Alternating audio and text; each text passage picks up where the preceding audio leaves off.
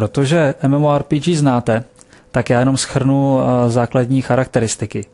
Většinou jde o trojrozměrný vizuálně zajímavý svět, ve kterém vidíte svoji postavu zezadu. Mezi další charakteristiky patří možnost interakce jak s dalšími hráči, tak s prostředím zejména v nějakém bojovém módu. Další charakteristickou vlastností těch her je možnost stát se členem nějaké skupiny, a to buď skupiny krátkodobě vzniklé s nějakým cílem splnit nějaký úkol, anebo dlouhodobé být členem nějaké gildy, například, která dlouhodobě působí a dlouhodobě jak si sdružuje ty své členy a pomáhá jim v nějakém rychlejším rozvoji a vůbec zjednodušení těch herních aktivit.